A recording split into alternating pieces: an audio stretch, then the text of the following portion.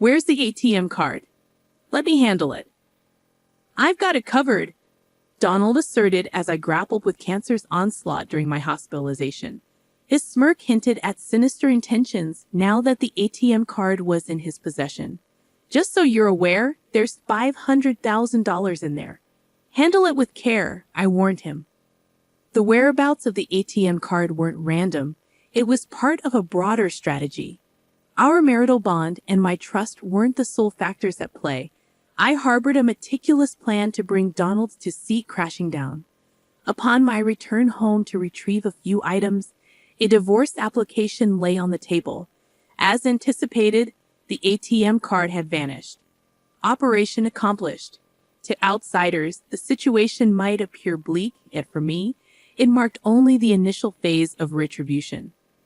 My name is Emily, a woman in her 40s, ostensibly a homemaker, cohabiting with Donald, my husband. Initially, our marital voyage was smooth sailing, but soon a tempest brewed, unveiling Donald's true essence.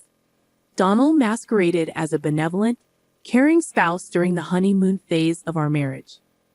However, beyond the initial euphoria, his true colors surfaced. He subscribed to the archaic notion that a wife's paramount duty was to cater to her husband's whims. His verbal assaults became a routine occurrence. A wife must defer to her husband's wishes. You ought to heed your husband's directives. Donald's rhetoric echoed relentlessly. Any deviation from his expectations led to vitriolic diatribes. For instance, he insisted on segregating laundry, prioritizing his garments over mine, disregarding efficiency. Donald adamantly rejected the idea, fearing contamination from my clothes. His obsession with cleanliness extended to our living space. His quarters demanded pristine conditions, any speck of dust prompting immediate rectification. Furthermore, meal times were marred by his capricious palate. Displeasure over a dish's composition resulted in outright refusal to dine. Yet his preferences were an enigma. Even his cherished dishes faced rejection if not aligned with his transient moods. A wife's duty is to cater to her husband's culinary desires. Failure to comply renders you unworthy, Donald's rationale echoed. Yet such demands were untenable. I couldn't endure his petulant outbursts indefinitely. Nevertheless, each lapse exacerbated the domestic tension, further eroding our relationship. I was trapped in a cycle of appeasement and resentment, unable to break free from his demands. This forced subservience exacted a toll. Collapsing mid-chores, I succumbed to unconsciousness, the clatter betraying my fall.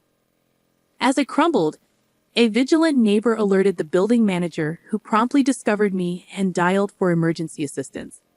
Rushed to the hospital and slowly drifting back to consciousness, my hopeful whisper, "Let them find nothing amiss," was swiftly shattered. Cancer had stealthily invaded my body. Whether its presence exacerbated my vertigo or not remained uncertain, but the sensation was debilitating, rendering me incapable of remaining upright. A compassionate nurse provided support as I collapsed into a nearby chair. Subsequently, the doctor advised summoning family members. I dialed my parents' number instinctively, only to remember that Mom had departed years ago, leaving Dad in a fragile state, residing with my brother and his wife 3 hours away by plane, a journey impossible in haste. Faced with limited options, I reluctantly reached out to Donald, but my call was met with his unattended voicemail. A futile message lingered in digital limbo as he had meticulously silenced notifications from me, ensuring delayed acknowledgement. Though tempted to venture home myself, medical counsel deterred such recklessness, leaving me resigned to my plight. Hours later, Donald finally responded with a succinct promise. "I'll come to the hospital tomorrow. Wait for me." His terse message, devoid of concern, weighed heavily on my already burdened spirit. Earlier, I had explicitly implored Donald to deliver my essentials promptly, a change of attire, toiletries, and other necessities essential for the day's exigencies. Despite my persistent pleas, silence pervaded his end, amplifying my distress. When he eventually acknowledged my plea after a prolonged interlude, his retort, "Shut up and be quiet," struck a discordant note, particularly given the urgency of my situation. Disappointment mingled with resignation as Donald failed to materialize at the hospital, further eroding any lingering optimism. I endeavored to temper expectations, yet a sliver of hope stubbornly persisted, intensifying the agony of my inaugural hospitalization. The compassionate gestures of the nursing staff, though comforting, served as a poignant reminder of my solitary ordeal.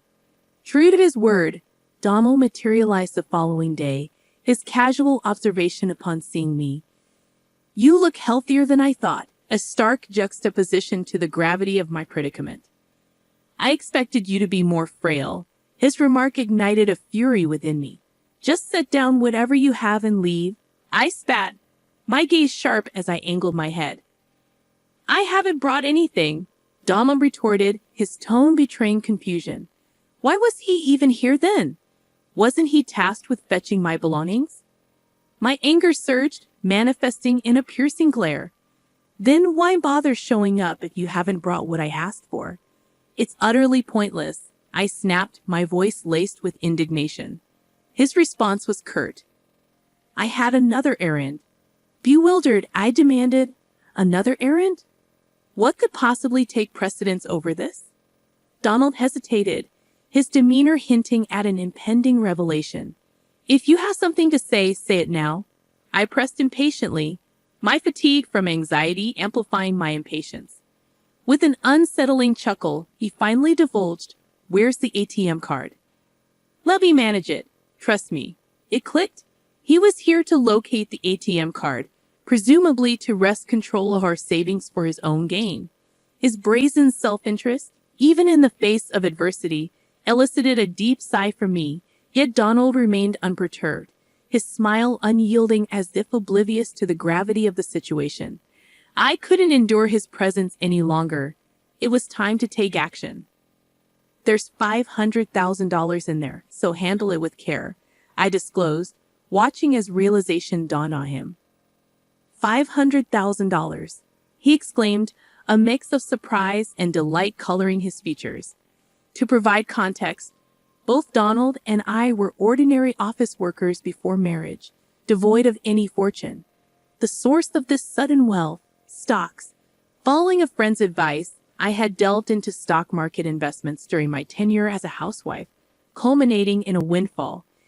Initially intending to save it for the future, I had harbored reservations about divulging the existence of this sizable sum, fearing Donald's selfish tendencies.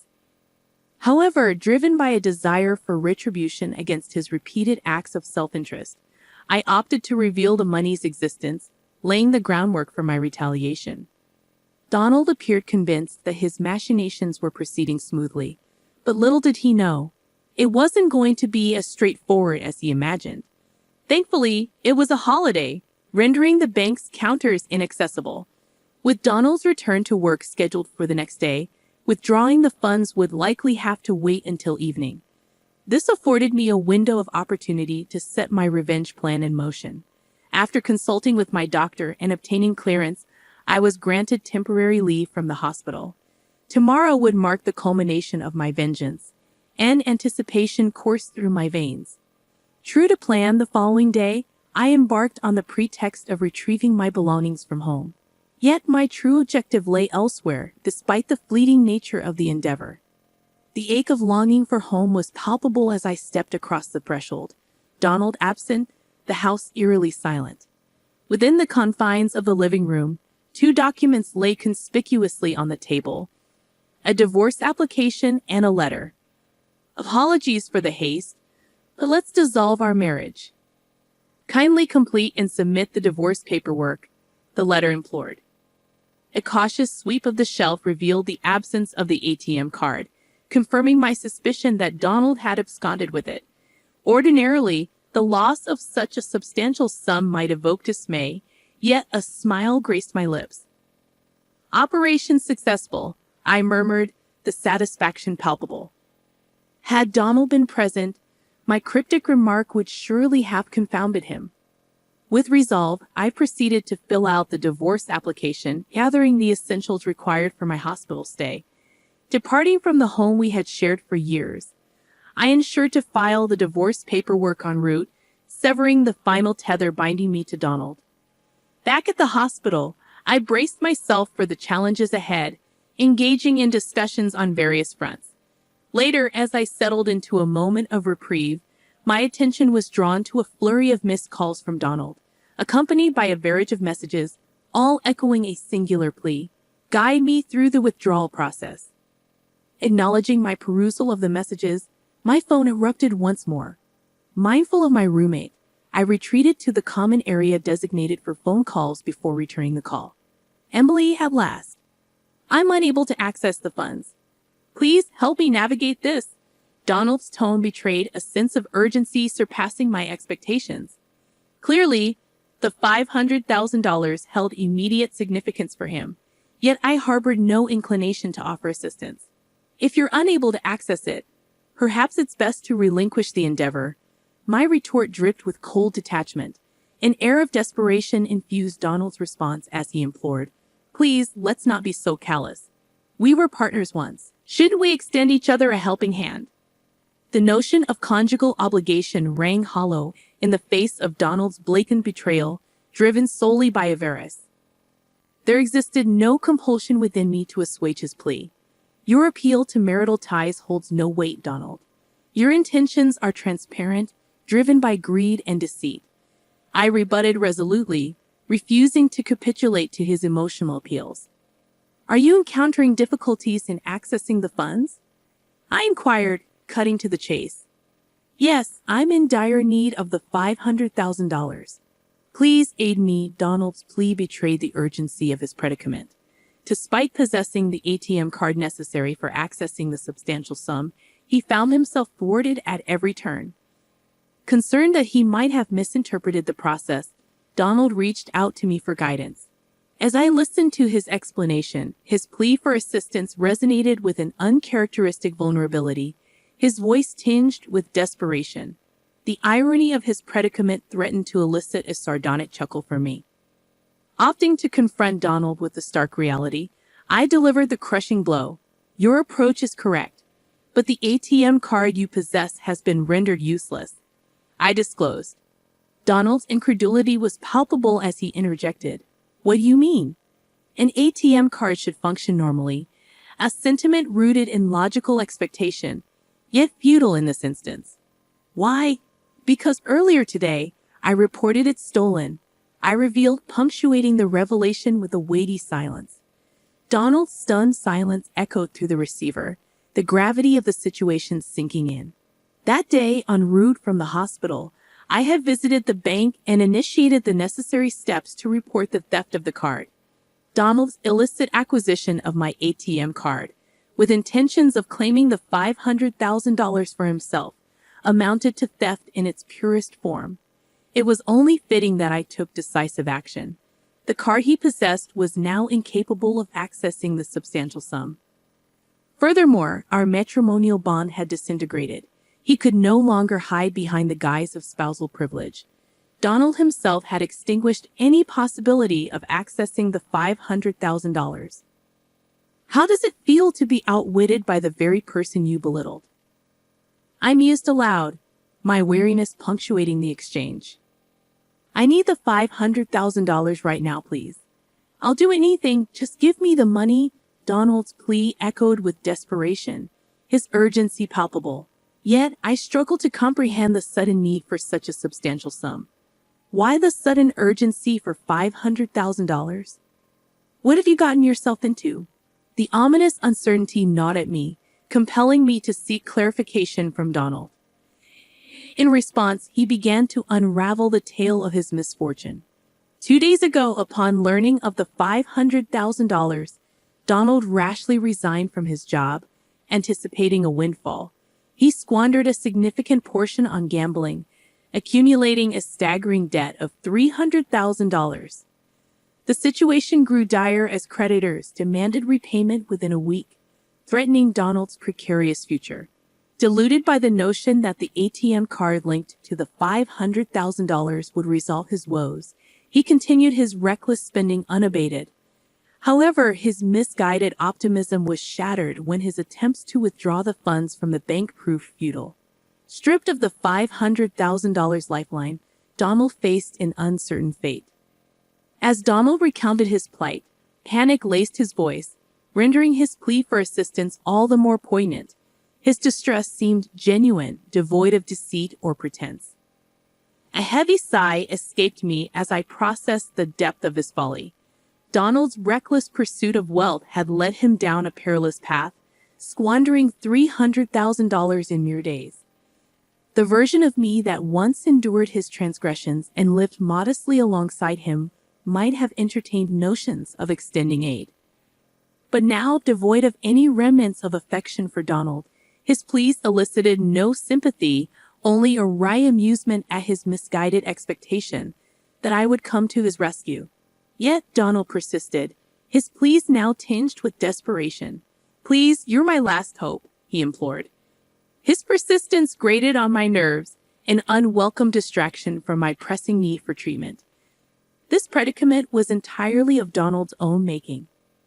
Had he demonstrated even a modicum of care as a husband and fulfilled my request to retrieve my belongings on time, I might have considered sharing some of the $500,000 with him. But his indifference spoke volumes. "I'm sorry, but I refuse to provide you with the $500,000 or offer any assistance. This is your burden to bear. After neglecting your duties as a husband for so long, it's cowardly to seek help now simply because we're technically still married," I asserted, my tone unyielding. "Don't be so heartless. Our history together as husband and wife can't simply be discarded with a piece of paper." Donald attempted to appeal to the remnants of our past. "What history? You've only ever leaned on me," I retorted, unmasking his attempts to manipulate the situation to his advantage. "I won't give in to your pleas, no matter how desperate you become." Donald's desperation only seemed to intensify. "Please, Emily, I'm begging you. You're my only lifeline. If you abandon me now, I don't know what will become of me." His words bordered on blaming me for his misfortune. Yet it was Donald who bore sole responsibility for his predicament. Had he not squandered recklessly, he wouldn't be facing this uncertain future. If he hadn't chosen to sever ties with me simply because he believed he had access to wealth, none of this would have transpired. Enough with the excuses. You're facing the consequences of your actions. Deal with it yourself. Goodbye. With those words, I terminated the call. Ignoring subsequent attempts from Donald to reach me, I took the proactive step of blocking his contact to forestall any further communication. With the divorce papers filed and formalities completed, Donald and I were now strangers, our ties officially severed. Embracing the newfound liberation from my past, I confronted my battle with cancer head-on. After a grueling struggle, I emerged victorious and was discharged from the hospital. Through a friend, I learned that Donald's whereabouts remained a mystery since our last encounter. Bereft of contact with me, he resorted to desperate measures, reaching out to family and friends in a bid to borrow money. However, the exorbitant amount he sought, $300,000, coupled with the urgency of his request, raised suspicions, and he found himself unable to secure any assistance. In essence, he was trapped in a cycle of debt, unable to repay the borrowed sum. Though uncertain of Donald's fate, it was evident that he was enduring a fate worse than hell itself. A profound sense of satisfaction washed over me at the thought. As for myself, having triumphed over cancer, I relocated from the house shared with Donald to a new abode, where I commenced working from home, relishing in my newfound independence. Thankfully, my financial stability remained intact. While friends occasionally inquire about my prospects of finding love anew, the harrowing memories of my tumultuous marriage with Donald have dissuaded me from entertaining thoughts of remarriage. I find solace in living freely and contentedly, embracing solitude over the complexities of married life.